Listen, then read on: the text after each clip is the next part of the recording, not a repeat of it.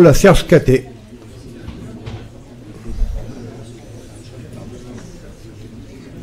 Donc Serge Caté, que je présente en quelques mots. Vous avez servi comme sous-lieutenant à partir de 1960 en Algérie, au titre du 11e bataillon du 22e régiment d'infanterie de marine, et vous avez notamment exercé la fonction d'officier SAS pendant une partie de ce séjour en Algérie. Vous êtes agrégé de l'université en géographie, professeur au lycée Berthollet d'Annecy de 64 à 94 et à la retraite depuis cette date. Vous avez participé notamment, vous animez la commission civisme et mémoire au sein de l'Union départementale des combattants de Haute-Savoie.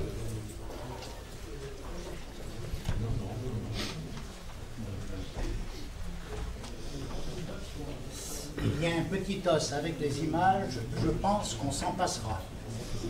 Oui, bon, c'est pas grave. Autrement, Ouais.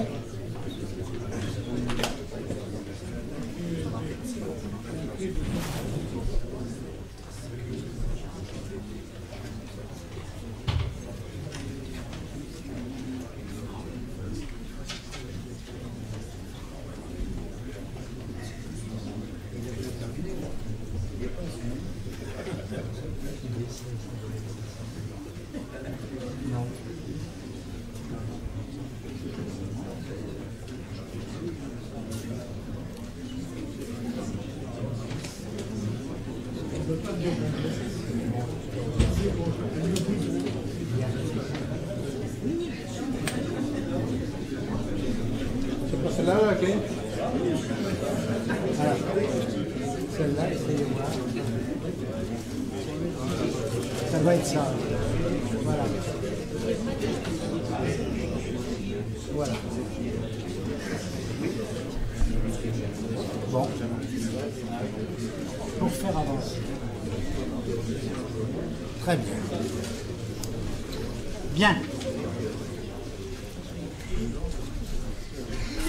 Alors de la concision, parce qu'on a encore un dernier intervenant après vous. Oui, oui, oui, oui. Alors, novembre 1954, l'Algérie entre en rébellion. Le mouvement insurrectionnel est dirigé par le FLN et son bras armé, la LN. Très rapidement, un constat s'impose. Les forces de l'ordre, la police et la gendarmerie s'avèrent incapables de reprendre en main la situation. Le pouvoir politique se tourne alors vers l'armée et lui confie la mission d'éradiquer l'insurrection, de liquider les maquis en cours de constitution, c'est-à-dire la mission de conserver l'Algérie à la France.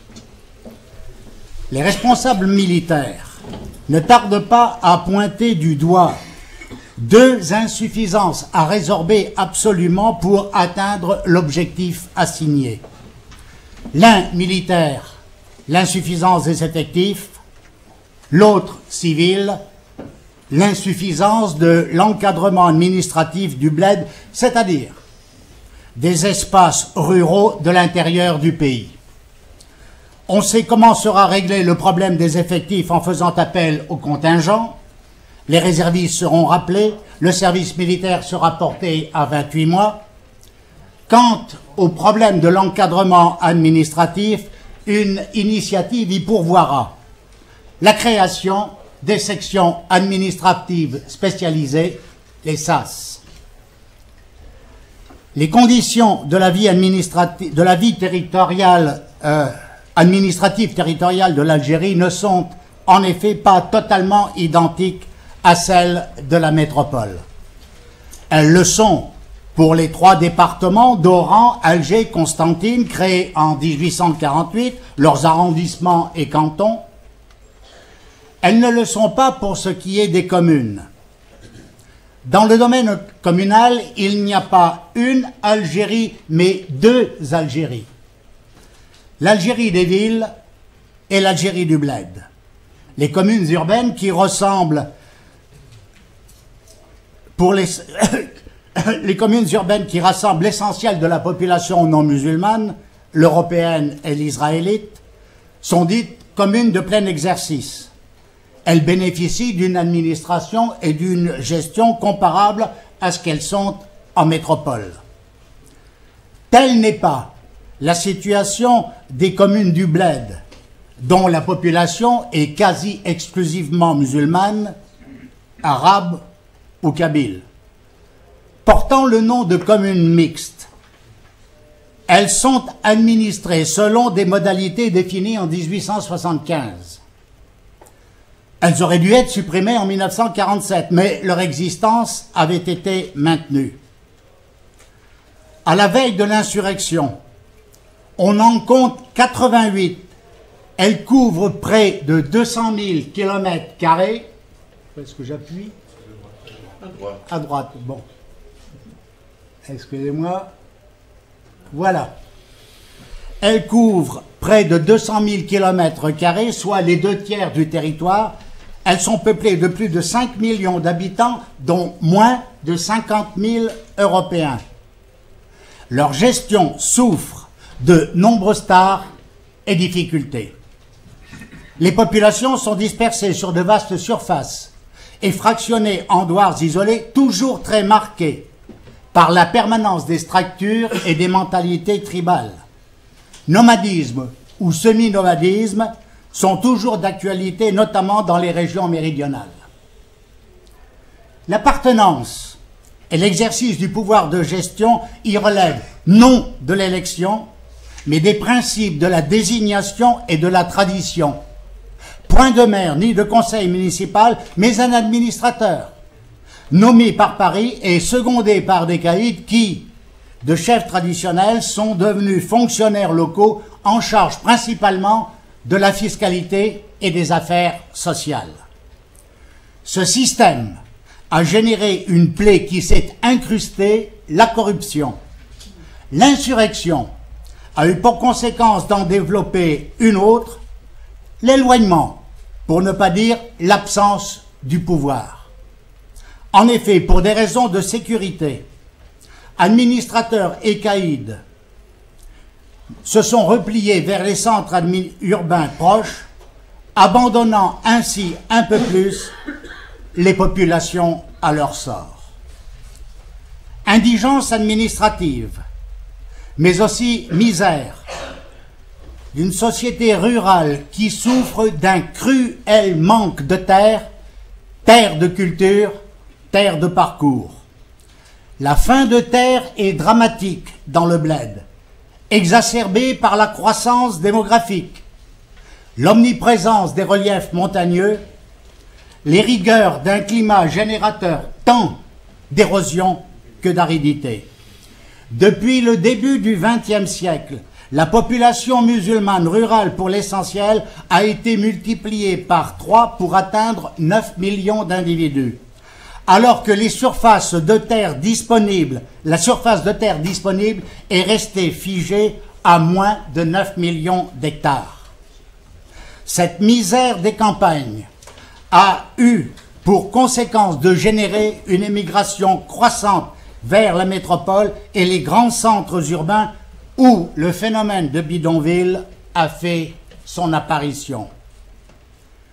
Une dernière touche pour compléter ce tableau, le double déficit de la scolarisation des enfants et de la présence médicale. Il ne faut donc pas s'étonner si, dès 1954, cette population des communes mixtes a pu être facilement prise en main par l'organisation politico-administrative du FLN et qu'elle ait servi de vivier au maquis de l'insurrection.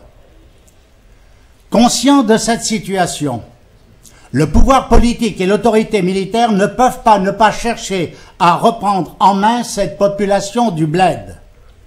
C'est cette volonté qui est à l'origine de la création des sections administratives spécialisées des SAS, inspirées de l'expérience marocaine des bureaux des affaires indigènes, animés par un corps spécial d'officiers arabophones ou berbérophones. L'idée est présentée au début de 1955 au gouverneur général de l'Algérie, l'ethnologue Jacques Soustel, par le colonel Parlange, un ancien des affaires indigènes. Pendant 6 mois, la proposition est mise à les essais dans les Aurès, un des bastions du FLN. Conduite par une équipe d'anciens du Maroc, elle donne des résultats probants. En septembre, Jacques Soustel prend la décision d'étendre l'expérience à l'ensemble de l'Algérie et installe à Alger une administration centrale des affaires algériennes dont il confie la direction au colonel Parlange, promu général. En 1956, le nouveau gouverneur général, Robert Lacoste, introduit une profonde réforme des structures administratives du territoire algérien. De 3, le nombre des préfectures, ça va. Le nombre des préfectures passe à 13, découpé en 77 sous-préfectures. Les affaires algériennes sont représentées auprès de ces 2 échelons. Un colonel est adjoint au préfet, un commandant au sous-préfet. Chaque arrondissement peut compter jusqu'à 8 à 10 SAS, regroupant chacune de 10 à 20 000 personnes. La création des SAS, inscrite dans cette structure pyramidale, s'effectue à un rythme rapide. En mai 1955, on en compte 30. En décembre 1956, elles sont 490. En moyenne, 23 SAS ont été créés par mois. De janvier 1957 à juillet 1958, le mouvement des créations ralentit, mais ce sont encore 100 SAS qui voient le jour. Le nombre maximum est atteint en 1961. Autour de 700 SAS sont alors en place, dont certaines en milieu urbain, sous le nom de sections administratives urbaines. Une des originalités des SAS est qu'elle procède tout à la fois du civil et du militaire. Cela est vrai des caractères de son organisation, de la diversité de ses missions, des modalités de l'indispensable formation de ses cadres. Implanté dans le bled, une SAS est un monde complexe, sous le commandement d'un officier subalterne, lieutenant ou capitaine, détaché par l'armée auprès des affaires algériennes, institution civile. Il a souvent pour adjoint un aspirant ou un sous-lieutenant issu du contingent. En signe distinctif, ils arborent un képi bleu qui sera vite à l'origine de leur appellation, les képis bleus. De 1955 à 1961, ils seront plus de 4000 à le porter. L'armée et les affaires algériennes se partagent les personnels indispensables au fonctionnement des SAS. Les affaires algériennes fournissent le secrétaire, l'interprète, pied noir ou musulman, le chauffeur, le radio. Ils portent le nom d'attaché civil. L'armée met à la disposition de l'école ses appelés, son médecin et ses infirmiers, à celle de l'assistance médicale gratuite introduite en 1956. Serge, il te reste moins de 5 minutes. Alors, qu'est-ce que je dois faire? On a encore un intervenant et... Alors, je pense qu'à ce moment-là, il valait mieux que je ne commence pas. Alors dans ces conditions, je termine. Voilà. Je laisse... Non, je regrette.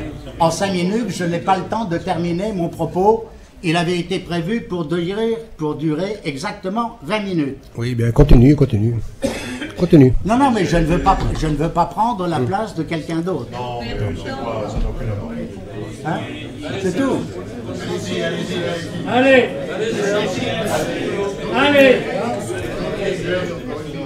Colo. Ce n'est pas...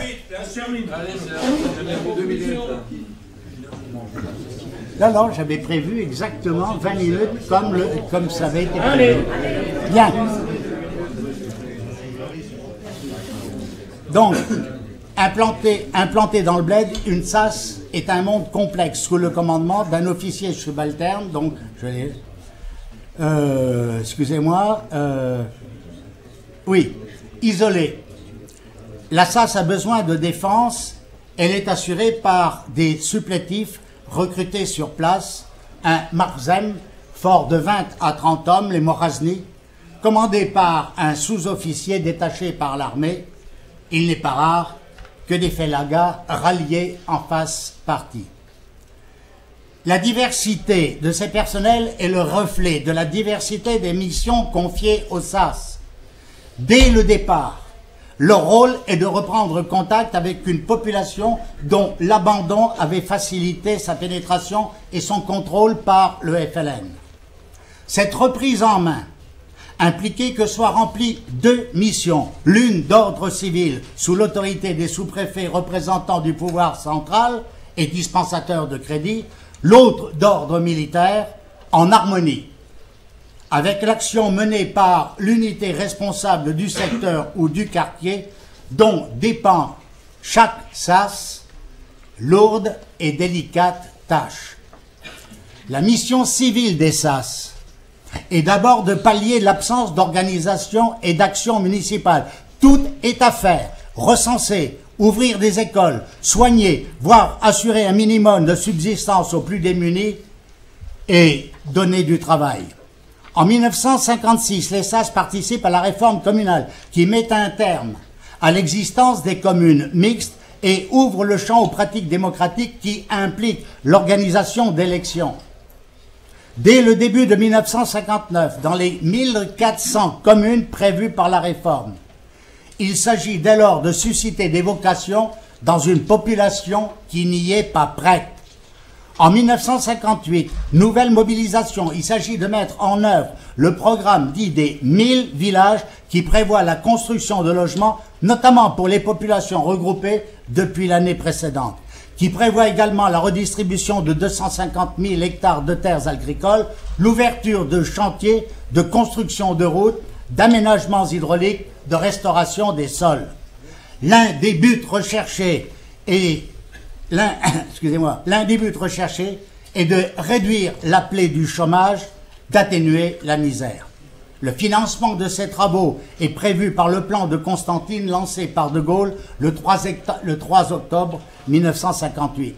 Le 2 septembre 1959, soit 3 ans après leur création officielle, un décret de la présidence de la République définit la place et le rôle des chefs de SAS dans la nouvelle organisation municipale de l'Algérie. Intermédiaires entre les sous-préfets et les maires, ils sont également les conseillers et coordinateurs de l'action de ces derniers. Sur le terrain, la réalité est bien différente. Dans le bled, en effet, il s'avère difficile, voire impossible, de mettre en place des municipalités, faute de volontaires capables de braver les interdits et les représailles du FLN. Le chef de SAS est alors dans l'obligation de faire office de maire. La mission d'ordre militaire est inscrite dans l'acte de naissance des SAS, destinée à reprendre en main des populations. Elles sont un rouage de la lutte contre la rébellion et leur action s'insère dans celle des unités de quartier ou de secteurs où elles sont implantées. La coopération des SAS s'exerce pour l'essentiel de deux manières. D'abord par leur contact avec la population et par l'intervention de leur Marzem. Les contacts avec la population jouent un rôle majeur. Les politiques d'ouverture de chantier, de protection médicale, de scolarisation des enfants, de distributeurs de denrées contribuent à faire évoluer l'état d'esprit dans le bled, d'autant que dans le même moment, en 1958-1959, la rébellion est acculée militairement. Des douars commencent à s'éloigner du FLN et s'engagent dans la voie du ralliement. Pour le FLN, il y a là un danger dont il est conscient, ce qui explique pourquoi les SAS sont devenus sa bête noire. L'emploi des Marzem est l'autre donnée du rôle militaire des SAS. Les hommes des Marzem ne sont pas uniquement destinés à assurer la défense des bâtiments de la SAS et à la protection de leur chef à l'occasion de ces déplacements répétés dans le bled. Ils interviennent également directement dans la lutte contre les éléments armés du FLN. Les patrouilles, la recherche des caches, les embuscades font partie de leur mission. Ils s'en acquittent d'autant mieux que le terrain sur lequel ils opèrent leur sont familiers. Remplir une mission militaire pour des chefs de SAS issus de l'armée n'est pas un problème. Mais répondre aux exigences des multiples missions d'ordre civil nécessite une formation adaptée. Elle est dispensée à Alger par l'administration des affaires algériennes sous la direction dans un premier temps du général Parlange, puis de son successeur, le général Partiot. Dans son témoignage « L'autre guerre d'Algérie », le capitaine Harry nous dresse la liste des thèmes d'études prévus pour les stages de formation, au nombre d'une trentaine. Il met particulièrement l'accent sur l'islam, son histoire, sa culture, sa société, son organisation religieuse, principalement dans le contexte algérien. Cette approche de l'islam s'accompagne d'un apprentissage de l'arabe, apprentissage indispensable pour agir au sein d'une population qui, dans sa très grande majorité, ignore le français. Vaste programme pour lesquels les affaires algériennes prévoyaient des stages de 3 semaines. Mais en 1958, le temps et les besoins pressent. Le stage du sous-lieutenant Harry, fraîchement sorti de l'école des officiers de réserve de Saint-Mexan, ne dure que 10 jours à raison de 8 heures de cours par jour. Déjà en 1956, un instructeur des affaires algériennes pouvait dire, parlant de la courte durée des stages, « C'est vraiment une gageure que de prétendre initier en 3 semaines seulement de jeunes officiers à un métier aussi nouveau.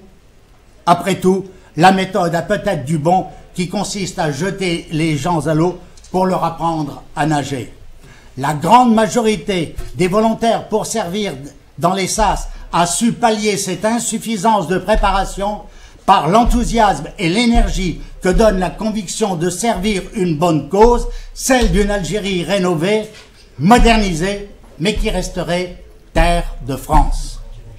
2 mots suffisent à résumer le bilan des SAS, action et amertume. Les SAS et leur képi bleu n'ont pas démérité. Le travail effectué a été plus que remarquable. Le 24 juillet 1957, le journal Le Monde peut déjà écrire « Les militaires effectuent ce travail de samaritain avec une patience et le dévouement qui sont peut-être leurs plus grands titres de gloire en Algérie. » Grâce à l'ouverture de routes, des régions sont désenclavées. Les conditions de la production agricole sont améliorées avec de nombreuses initiatives d'aménagements hydrauliques. L'enseignement peut être enfin dispensé à des dizaines de milliers d'enfants du bled. La situation sanitaire bénéficie partout de substantiels progrès. La vie quotidienne de bien des villages, notamment la vie de celle des femmes, est facilitée par la multiplication des points d'eau. Les difficultés à surmonter n'ont pourtant pas fait défaut. Les moyens matériels et financiers se sont souvent fait attendre. Il a fallu affronter l'inertie quand ce n'était pas l'hostilité des populations locales travaillées par les interdits et les mots d'ordre du FLN. Avec l'armée, les rapports n'ont pas toujours été faciles. Les SAS, à maintes reprises, ont été confrontés à l'inévitable contradiction entre la nature de leur mission qui est de protéger les populations et les rigueurs d'une guerre qui les malmène. Le danger de découragement a pu se manifester qui fait écrire à un officier SAS du Constantinois, dénigré par les militaires, considérés comme des gêneurs par l'administration, nous n'avons que notre bonne volonté, elle commence à s'user. L'incompréhension doublée d'amertume se fait jour avec l'évolution de la politique du général de Gaulle à l'égard du problème algérien. Le 16 septembre 1959, le général annonce une nouvelle orientation de la politique algérienne. L'avenir n'est plus à l'Algérie française de 1958, mais à l'Algérie algérienne. Pour beaucoup, Cela signifie à terme la perspective de l'indépendance du pays, la fin d'une espérance, la fin de la raison d'être du SAS. Sur le terrain, ce changement de politique se traduit rapidement par la disparition d'un nombre croissant de SAS. Le département de Tlemcen en Oranie est un bon exemple qui, en 1961, voit l'effectif de ces SAS passer de 35 à 20. Pour beaucoup d'officiers SAS, il y a là un tournant politique difficile à accepter. Certains ne l'accepteront pas. Après le 19 mars 1962, c'est-à-dire après Évian, l'état d'esprit tourne au drame. Ce n'est pas la fin des SAS intervenue en juin qui se révèle insupportable, mais l'inéluctable abandon des 20 000 hommes des Marzem, l'abandon également des populations qui avaient fait confiance aux képis bleus et opéré leur ralliement. Morazni et Douar ralliés peuvent craindre des représailles de la part du FLN. Des responsables SAS prennent alors la décision de braver les interdits du gouvernement. Ils tentent de transférer leurs hommes en métropole. Peu y parviennent.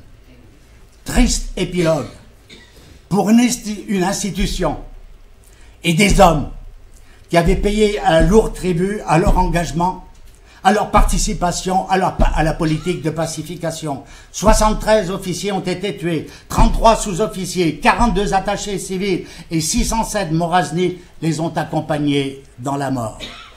Ainsi, les chefs de SAS ont été les héros ou, comme on voudra, les instruments tragiques d'une impossible mission. Ils n'ont pas été les seuls.